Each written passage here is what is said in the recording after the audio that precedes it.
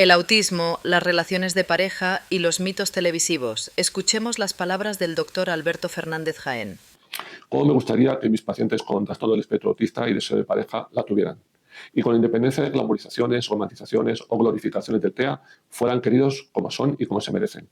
Sin embargo, los resultados de numerosos estudios nos sitúan en una realidad muy diferente. La frecuencia de pareja y o de pareja estable es realmente baja en las personas con trastorno del espectro autista, como veremos. Sin duda, el verdadero amor no es otra cosa que el deseo inevitable de ayudar al otro para que sea quien realmente es. Algo así dijo Jorge Bucay. Sin duda, los niños y adultos con trastorno del espectro autista quieren y necesitan el amor y cariño de los próximos, sin duda. De hecho, el 70-75% de adultos con trastorno del espectro autista de alto funcionamiento expresan interés por tener pareja. Muchos pacientes son afectivos, entrañables, amigables, con interés de pareja, sin duda, algo que además les hace particularmente especiales a veces. Sin embargo, esto debemos descontextualizarlo de los mitos televisivos. Mitos televisivos relacionados con personajes interesantes, intrigantes, enigmáticos. Ya se describen en las series como trastornos o como poseedores, como afectos de este trastorno, o se insinúa este diagnóstico. El doctor Murphy en The Good Doctor, Sheldon Cooper en The Big Bang Theory, la doctora Brennan en Bones. No solo son interesantes, también son inteligentes con habilidades extremas. La glorificación del trastorno del espectro autista, el beautiful suffering. Pero esto no es la norma, desafortunadamente. Para empezar, los estudios que tenemos sobre el interés de parejas o las relaciones de pareja en el trastorno del espectro autista, prácticamente casi todos se vinculan al autismo de alto funcionamiento cognitivo. Pero esta no es la realidad. En el trastorno del espectro autista, entre el 30 y el 70% tienen discapacidad intelectual o un funcionamiento cognitivo al límite. Y esto veremos que es un condicionante relacional enorme, desafortunadamente. Las habilidades intelectuales descritas en series no tienen por qué ser inherentes al trastorno del espectro autista ni a otros trastornos del neurodesarrollo. Si nos centramos en el autismo de alto funcionamiento, puede que el TEA per se aporte ciertos valores a tener en cuenta.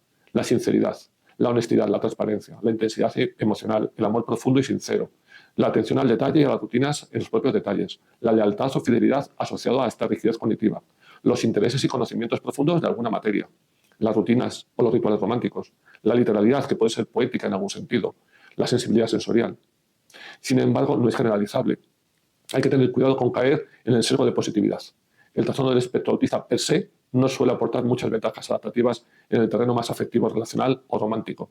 Siempre habrá alguien que dirá lo contrario y estará encantado con su pareja con un trastorno del espectro autista, sin duda. El sesgo de confirmación. De hecho, busca la información aislada que avala su teoría. Desafortunadamente, tiene poco de romántico en general. La realidad, insisto, desafortunadamente es muy distinta, sobre todo cuando lo comparamos con las desventajas y medimos o valoramos la realidad de los pacientes que lo tienen o sufren. Hablando siempre del autismo de alto funcionamiento, podríamos añadir desventajas. Los problemas asociados o comórbidos, la ansiedad, la depresión, la discapacidad intelectual es determinante, sin duda. El agotamiento social, la ansiedad excesiva ante la exigencia social, la incomprensión de las pistas románticas, el patrón de pasividad romántica, las dificultades en la iniciación y mantenimiento social, la hipersensibilidad físicamente limitante, la rigidez cognitiva, la pobre gestión de conflictos de pareja, las limitaciones en la expresión emocional y corporal, y curiosamente factores laborales, económicos y sociales que llevan a veces al aislamiento grupal y por tanto de pareja. El desequilibrio entre las ventajas del TEA frente a las posibles desventajas nos lleva a una realidad no tan positiva, desafortunadamente. De aquí que con frecuencia comento que no debemos hablar de forma genérica, insisto, de forma genérica, del carácter enigmático, romántico e intrigante de la persona que tiene o sufre autismo. Pues realmente hay pocos estudios y la mayor parte de los estudios están realizados o se realizan con pacientes o con individuos con autismo de alto funcionamiento. Si hablamos de forma particular de vivir en pareja y nos remontamos a los estudios del 2003 al 2006, como por ejemplo los estudios de Enstrom o Hofbander, nos hablan de cifras de parejas o de relación de pareja entre un 5 y un 20%. Estudios más recientes, como los estudios de De Winter o Strunz, nos hablan de cifras un poco más generosas, entre el 30 y el 45%. Aún así, estos estudios nos demuestran un 30 o 60% menos de relación de pareja que cuando se compara con la población general. Y solo incluyendo personas con buen funcionamiento cognitivo. Cuando se incluyen personas con discapacidad intelectual, esto desciende al 1%. Aquí vamos a ver que cuando incluimos ya personas que tienen discapacidad intelectual, las cifras cambian. Veamos, cuando hablamos de los estudios de Patricia Holling de 2012, que incluyen 12 estudios, que incluyen personas con discapacidad intelectual, tan solo el 15% tenía o tiene una pareja y tan solo un 25% tenía o mantenía un amigo. Del estudio de Farley del 2018, que incluye 169 adultos, con un 70% de personas con un CI por debajo de 70, tan solo el 5% tenían o habían tenido alguna pareja. El 75% nunca había tenido una cita y solo el 20% tenía un deseo claro de pareja.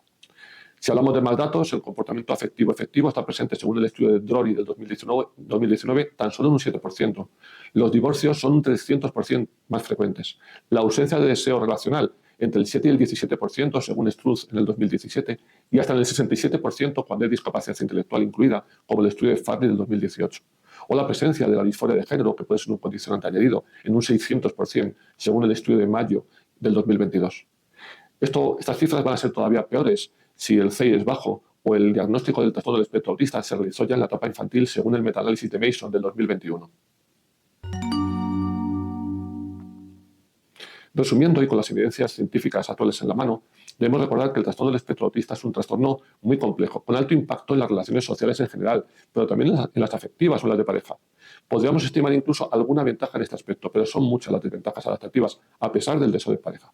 La realidad es tristemente impactante.